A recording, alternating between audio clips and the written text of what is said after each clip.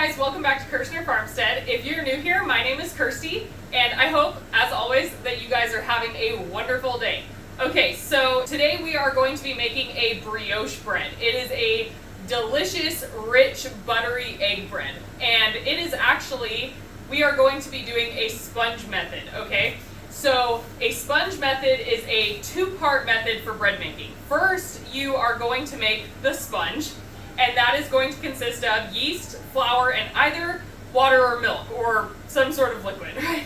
So we are using milk today because brioche is, like I said, a very buttery bread, and milk just makes it that much better, okay?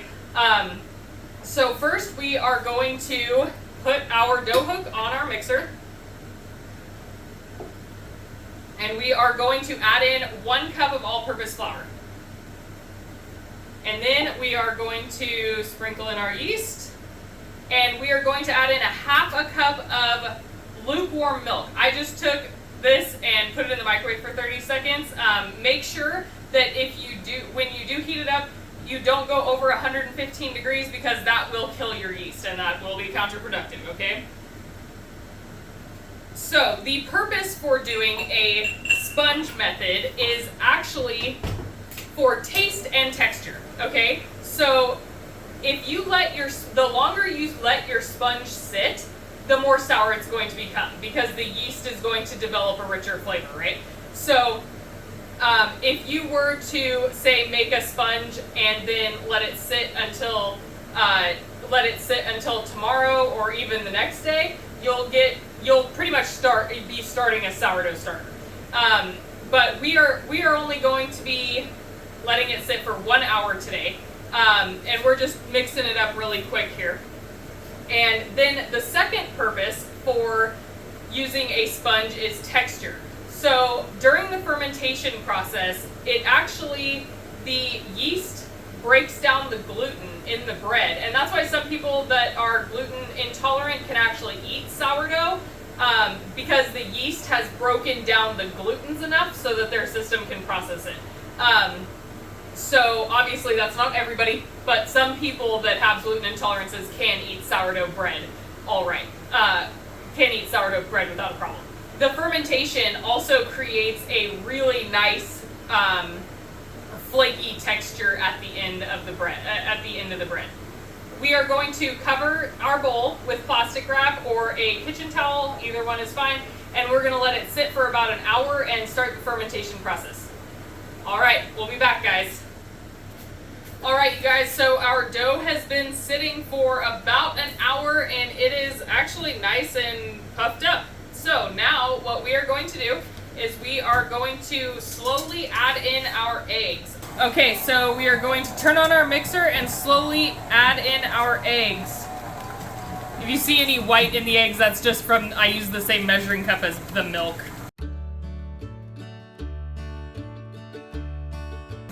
Okay, we are going to add in our 1 cup of sugar.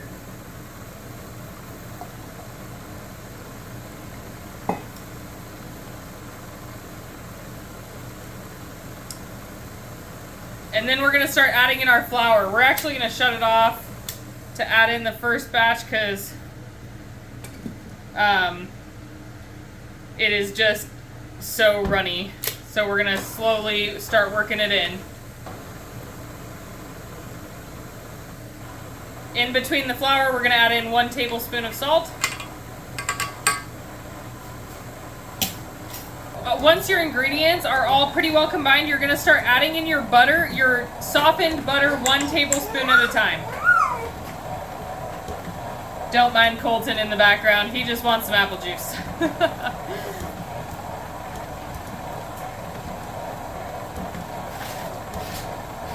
So you're going to add 1 tablespoon of butter until it's fully combined, and we are actually going to be adding an entire pound of butter into this because I, again, doubled the recipe.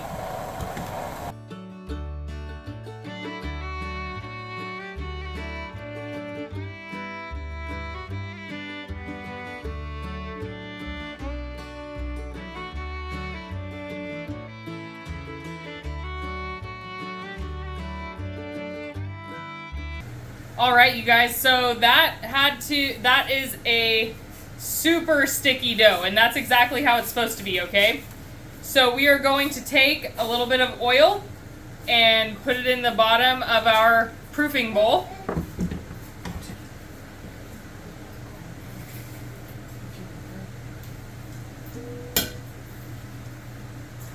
Okay, so we put a little bit of oil in the bottom of our proofing bowl, and we are going to dump the dough into it. Now, if you would like to let this dough rest overnight, it does great baking it the next day. Or if you would like to cook it today, which I am going to do, you can proof it either by letting it sit in a warm spot on the counter covered for until it doubles in size, or you can, if you have a proof setting on your oven, you can put it in your oven, or whatever other way that you like to proof. I read a comment from one lady that said that she likes to put her dough in the oven with just the light on, and that gives it enough heat. I have a proof setting on my oven, and then I just put some water in a pan next to it to keep it nice and moist. And all right, we will be back when this is proofed to shape the dough.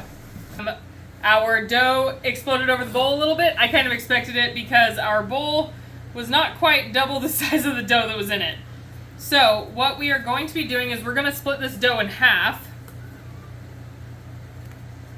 It is a very soft dough to work with. So we're going to need quite a bit of flour on our tabletop.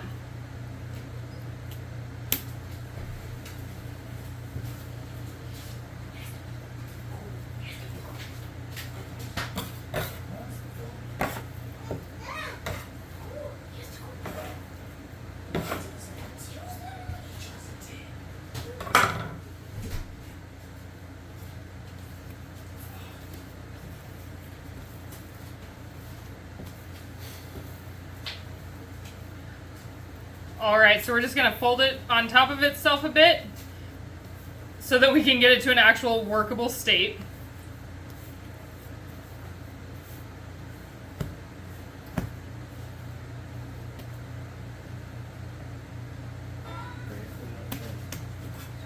Okay, so now we're going to cut it in half.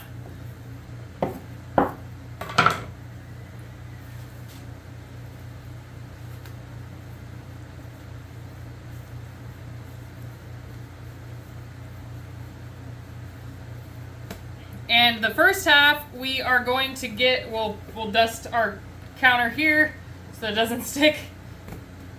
And the first half we are going to shape into a loaf. Gonna get out our trusty Pullman pan here. And we are just going to flatten it out a little bit. We want to make it about the same length as the pan, as you can see. And then you are going to take it, and you can either roll it away from you, but I like to roll it towards me, so I'm going to take it and pinch down, and then roll it again, pinch down, again, again, again, and it's going to be a loaf shape, okay? It's a very loose dough, so it's supposed to be like that. It's going to be nice and flaky and moist when we bake it. All right, we're going to get this into the Pullman pan. We're not going to bake this with a lid because I do want a nice little dome to the top of it. So we are going to put our flour sack towel over this and set it to the side while we shape our hamburger buns. The dough kind of got away from me in the oven when I was shaping our patties for our hamburgers for dinner. So we're going to cut this in half. You can measure this out if you wanted to make really even, like, perfect hamburger buns. You could measure this out if you wanted to, weigh your total and divide it by 8, but I'm just going to cut it roughly by eye. Okay, I'm going to cut this one in half, and then in half again, and that's going to be 1, 2,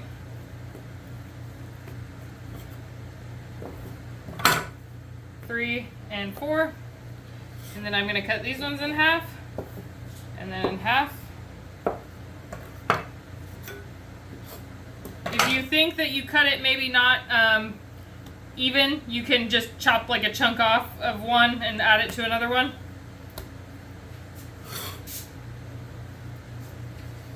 All right, so we are going to shape these. And this is what's called bouling, okay? Bouling is what is making the hunk of dough into a ball, okay? You're going to rotate it around like you're rotating a ball, right? Okay, so you're gonna rotate it around. And what it's doing is it's pinching in on itself underneath, and on the top is going to be a nice round shape.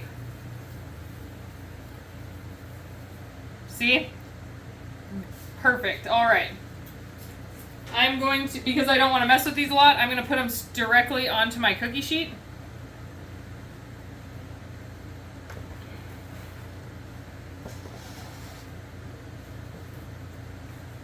I am going to preheat my oven to 375 degrees as soon as I'm done with this one.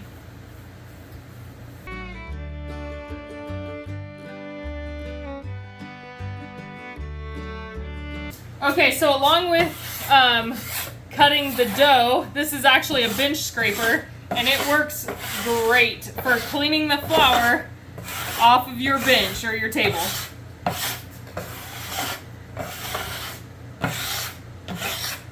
Makes it a lot easier to wipe up after you've scraped the majority of it off.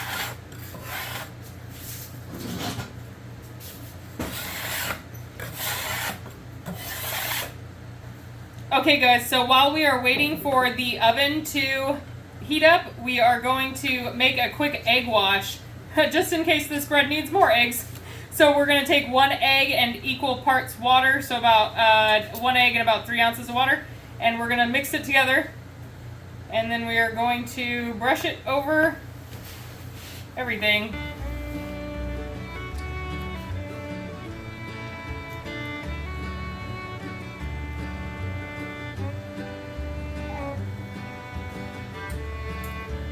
The time that it takes the oven to heat up is going to be the perfect time for this dough to rest and get a final proof.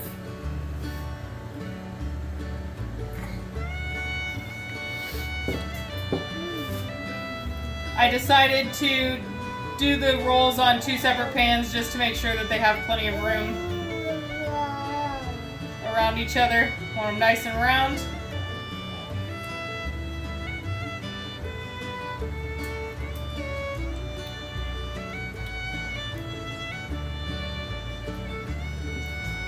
Alright, so first I like to do poppy seeds and sesame seeds on my hamburger buns. You don't have to put anything on them if you don't want to.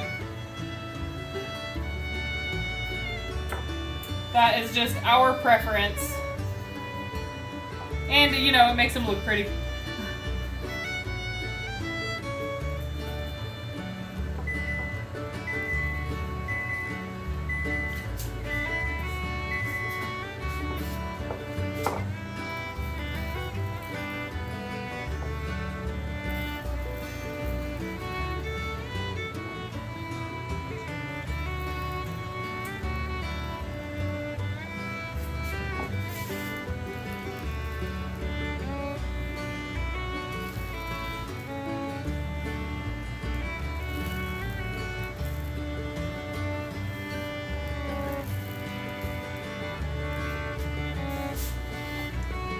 We're going to do nice egg wash. And we are going to leave it plain, no sesame seeds or poppy seeds, because we are going to be making it into French toast, and I just want it to be nice, clean pieces. Alright, so we are going to get these in the oven when it is preheated, and we will be back to finish out the video. Alright, you guys, so our hamburger buns and our brioche loaf are both done, and we actually had to stop for dinner in the middle because it was getting a little bit late, but the hamburger buns turned out amazing. I really do hope that you guys learned something from this video. If you did, please like, subscribe, and share with your friends, and if you have any requests for baking or cooking or preparing foods or anything like that, please comment below, and I hope you guys have a blessed night. Bye.